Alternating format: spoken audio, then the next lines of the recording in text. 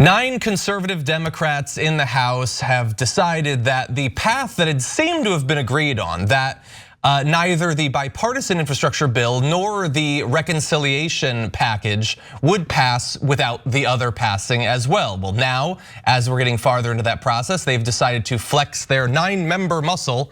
So we have this letter from Representative Vicente Gonzalez saying 8 colleagues were joining. They're trying to get basically the bipartisan bill passed as fast as possible, straight up or down vote without delaying it for the month or so it's expected to take for the reconciliation package to be written up and eventually considered. I want to give you a little bit from the letter. It says, some have suggested that we hold off on considering the Senate infrastructure bill for months until the reconciliation process is completed. We disagree. With the livelihoods of hardworking American families at stake, we simply can't afford months of unnecessary delays and risk squandering this once-in-a-century bipartisan infrastructure package. We will not consider voting for a budget resolution until the Bipartisan Infrastructure Investment and Jobs Act passes the House and is signed into law. Now, there's a couple of issues that I immediately take with that. One, these are packages that are going to be doling out money over the course of a decade. A month here or there doesn't seem all that crucial in getting that money out. But also there, that second bit that I read you seems to imply that not only do they want to vote up or down on the bipartisan bill immediately, but even if their desires aren't granted there, and it turns out that the consideration of both will come in a month or two, they seem to be implying that this cover, that it's just about doing it in time, doesn't actually matter. They will not do both at the same time. They want the first, which then leads one to speculate as to exactly why that would be. Now, there's more that we're gonna get into, including a response from the Speaker of the House. But Adrienne, when you saw that this letter was coming out, what was your first reaction? I felt like this was a potential hostage situation, except for it's the American people who are being held hostage, while individuals in legislature go ahead and go on their power trips to accomplish what will essentially best serve them as opposed to the people. And so I think it's unfortunate. It does get in the way of what Biden has planned. I don't necessarily know how Pelosi plans to go about it, but I really think that I would prefer representatives who do a little less moderation and more sincere, heartfelt effort, completely being on the Democratic left side, as opposed to that, wishy-washy in the middle. Let's go ahead and interfere with our own party's bill. Yeah, I mean, look, this is always illustrative of how difficult it is to be a Democratic leader. This has nothing to do with Nancy Pelosi specifically or Mitch McConnell specifically. It's a lot easier to be the Republican leader than the Democratic leader. And this is the perfect example. Here they thought they had a coalition. They had a lot of Democrats that wanted this in the House, that they were gonna push it forward. They were gonna be a team. Yeah, there are some people on this letter who are in tight races, who are in purple districts, who I think 1 or 2 who won in Trump districts in 2020. So these are people, Philemon Vela in Texas signed this letter. He's not even running again. Ed Case in Hawaii signed this letter. He's not being primaried significantly. I mean, he's won and lost that seat a few times in his career, but he's a Democrat and with a Republican challenger. And in the 2nd district of Hawaii, Kai Kahele isn't even being challenged at all by a Republican thus far in 2022. So the politics of this, while it seems that these are people who are sort of more conservative, they're also people who are really stirring a pot that most Democrats don't want to see stirred. As a matter of fact, Tom Malinowski, another representative from New Jersey today, Josh Gottheimer, who wrote the letter also from New Jersey, Malinowski came out and decried it. He said, no, we cannot do this. This is the chip that we have to play. This is what our power is about. That's why it's difficult to be Nancy Pelosi. The Republicans talk about having a big tent. The Democrats have a bigger tent to deal with. And of course, Henry Cuellar is on the list as well. If I was Biden, I would probably be inviting Jessica Cisneros to the White House right now. Just hang out, just talk about what's going on at the border and everything. Maybe go see Jungle Cruise or something, publicize it, send some photos out.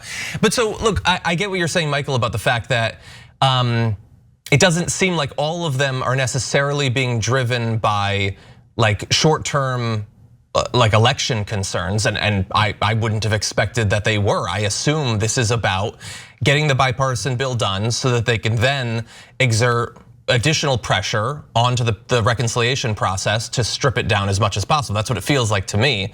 It feels like this isn't about making sure that they deliver for the American people with the bipartisan bill immediately. It's that they deliver for people who don't want a lot of money to be spent in the reconciliation package that's going to be considered, because of course the price tag is 3.5 times larger, at least now. I expect that there's going to be a lot of forces that are trying to chip massive chunks out of that. So we've referenced, that it's difficult, I guess, for Nancy Pelosi right now. So what do you do then? What is the advice? How do you manage this? You have this group of these 9 who are saying, we want to vote right now. And that really says a lot more about what they think about the reconciliation package than about the bipartisan bill. And then you have potentially a much larger group of progressives who are saying, if you give in to these conservative Democrats and delink the 2 pieces of legislation, then we will not vote for the bipartisan one. So with all of that being considered, what is the path? And I know that we're sort of inclined to talk about Nancy Pelosi, but I think that we do also have to consider Joe Biden and what he can do. Remembering, of course, that presidents, in theory, at least can act. This is his agenda. He's been working for longer than I've been alive to become president to pass this thing. These 9 members are saying we're going to kill it. Like, we are perfectly happy potentially killing your agenda. So in that case, what do you do? I'll start with you in this case, Michael. Yeah, I mean, this is in classic politics, which we still don't know if they exist anymore or they will again. Letters like this were perfectly common. You're trying to get some concession from the White House for your district or from the speaker for your district, trying to get a promise to be on a special committee, to lead a congressional delegation to Paris, whatever it is. You put your name on this letter because you know that you have a little bit of currency with the leadership. In this case, though, we don't know, because we don't know if the Congress works the same way it traditionally has. So if you go in with a skepticism, which you have to here, you think that, okay, these are people that are going to try and sink the ship because of their election. In a way, one way, I find it curious that Philemon Vela and Ed Case are on this, but in another way, maybe it is encouraging to know that they're just trying to get leverage, and now they have importance, the same way that Joe Manchin and Kristen Sinema do in the Senate. Now you have the speaker who will certainly be talking to her. You'll have Steny Hoyer, you'll have other members and committee chairs talking to these 9 members, trying to get them to come over to their side. Democrats are pretty unified behind wanting to do this because they know that the president wants it done. And of course, the White House has the most power in this case. But again, that's going off of the classic politics. If classic politics don't exist anymore, and I'm not as sure as I was that they do, then this becomes very, very difficult for the Democrats. The president wants to pass the infrastructure bill. He does want this money out there. He wants it spent, but he also knows that his power within his party and with the caucuses on Capitol Hill, the Democratic caucuses on Capitol Hill, come from being able to get some of these more progressive and more far-reaching initiatives done in this $3.5 trillion bill. So he wants to see it happen. I don't think he's going to inject himself, but he's going to be speaking to Nancy Pelosi a lot. Adrienne, if you were Joe Biden, what would you be doing right now? I'd see what else I could do to barter in exchange for them essentially getting off this potential movement in this moment. I'd see what they want, as Michael has noted. Is there something else that we can do? Because as we know, that this is a big part of what Biden probably would like to consider to be his legacy. So his opportunity to get this passed, it is very narrow. And I know they have about 10 days right now, and so I could see that there is going to be a lot of phone calls being made and a lot of things being offered. And Biden is essentially going to be working for his position over the next 10 days in order to hopefully get this done. Well, we should at least give Nancy Pelosi a chance to respond. So here she is talking about the path going forward, at least as of today. I'm not taking up that. I mean, people want me to take it. Oh, take it up. I mean, oh yeah. No, I think we were able to get support for the bigger package, the 3.5 trillion, because there was the other bipartisan package.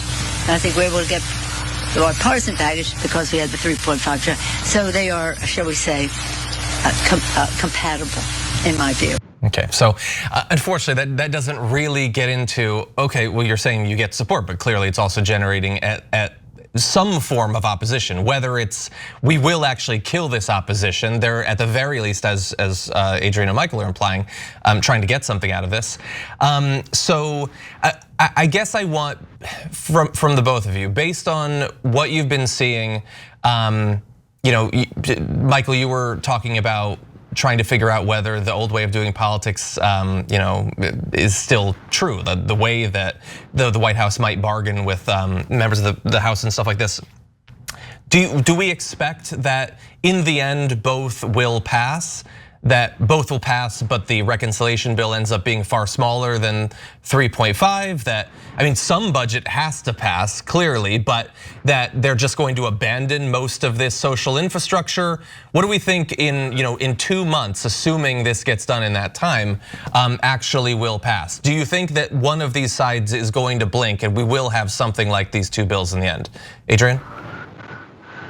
I have no idea how it can go, just because we have come out of this place where it almost seems like very much a new era when it comes to politics, and I really do not know essentially how these individuals choose to proceed, because I think we had essentially decades of just a certain level of gamesmanship, gentlemen's agreements, and all of these things that we relied upon in post the Trump administration. Now, none of those things necessarily hold true. And so the idea that they can potentially bargain or barter for things, that is something I hope is still in place, but at the same time, it may not be, and they could end up killing this opportunity for Biden to seal his legacy. Yeah, and Michael, like they're sort of implying there might be a threat to the reconciliation package. Both Sinema and Manchin have said that they won't support the reconciliation bill at the size that it's at now, even though in the beginning of this process, Manchin said he wanted it to be more than $4 trillion. Now 3.5 is too much. So what are your expectations? And that a lot of that is just posturing. I think if you're a Democrat, you should have some optimism about Joe Manchin, in that he is a little bit like what Susan Collins is to the Republicans. He flirts with the other side, but by and large, on big things where he has said things like he has said before, he usually sticks to that. He also wants to be governor of West Virginia again, and Democrats don't want him to run for governor of West Virginia, so they want to give him some stuff to make him stay in the Senate, because they know whoever replaces him in the Senate is going to be a Republican, and they care much more about that. But I think to answer your benchmark question here, I think that look, there are 220 Democrats in the House. There are 3 vacancies. There are 9 people holding this up. I think that's what happens generally, and I think that they will. Eventually, the 9 will blink, as you put it, to some degree. Maybe not every single one of them, and the ones that don't have to, they'll figure out which ones can and which ones don't have to, and they will find some way to barter this out a little bit. They're also gonna, I think that what they're gonna see, what you are gonna see, is a lot of other House members speaking about what they don't like in this. They're certainly gonna pare this bill down. The White House knows it's gonna be pared down. The Speaker knows it's gonna be pared down. I don't think it will come to the floor unless it has a lot of what's meant to be in it, but it's going to be pared down, there's no question.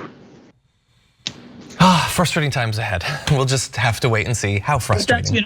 John, that's sort of how this stuff works, right? It's always frustrating until the bills are passed. Every single big piece of legislation, if you read the history of the Civil Rights Bill, if you read Graham Rudman Hollings, if you read a lot of those old bills, and I don't recommend them because they're really dull, but if you do that, this is what happens. You have some people who push back on it from within their own party for reasons that are obvious and some less obvious, and they come out with something. They say, well, I can live with this. So, maybe it's Henry Cuellar in Texas. They pare something down, and he can go back and run and say, hey, look, I was able to get this done. It wasn't my favorite. They can lose a couple of them. So let's say Henry Cuellar stays with them, and they get 6 of them to stick and 2 of them to be wishy-washy for a while. I think this is going to be politics, but We'll see. I'm be overly optimistic. Just even in those examples like that, Henry Cuellar can go back to his district and say, hey, I got a chunk of money taken out that would have gone towards your health care or dealing with climate change. It's going to make this area even more uninhabitable. It's so frustrating, the entire process. And it isn't just the legislation. But John, that's how he's won. I mean, that's whether you like Henry Cuellar or not, that's been his ticket in that district, and it's worked for him. I don't think it will obviously continue to work for him. I don't think he liked the census, but I do think that's kind of how this stuff works. So it's frustrating to an extent, but it's expected to. Thanks for watching the Young Turks. Really appreciate it. Another way to show support is through YouTube memberships. You'll get to interact with us more. There's live chat emojis, badges. You've got emojis of me, Anna, John, JR. So those are super fun. But you also get playback of our exclusive member-only shows and specials right after they air. So all of that, all you gotta do is click that join button right underneath the video. Thank you.